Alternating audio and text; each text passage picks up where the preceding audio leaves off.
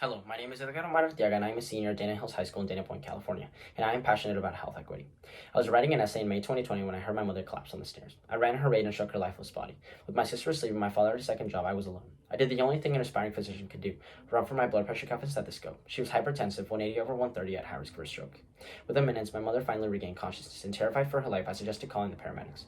Don't call an ambulance. We can't afford it, she softly cried. Instead of worrying about her health, all my mother could worry about were the hypothetical zeros on a hypothetical bill.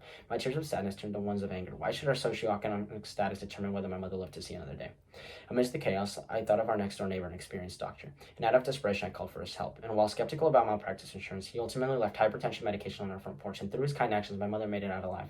My mother's case was seemingly a rare one in Orange County, where the average house cost is $1.2 million. But in reality, many families at the edges of town are forced to sacrifice their health in order to pay the bills. Visiting a doctor is a price they cannot afford.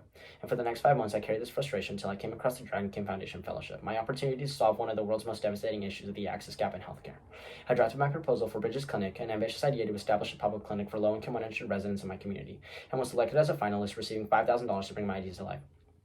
After 400 hours of speaking with physicians, private insurance companies, and local pharmacies, Bridges Clinic became a reality, treating 54 patients in only 6 hours. Amongst them was a woman with my mother's condition who fortunately received hypertension medication before her son found himself in my shoes. Bridges Clinic received abundant gratitude from my local community, including Dana Point Mayor Jamie Federico, and even received national recognition and congressional support from California's 49th District Representative Mike Levin. Now, Bridges Clinic is expanding to 4 physicians, shifting to a bi-monthly model and looking to treat over 100 patients in February's clinic.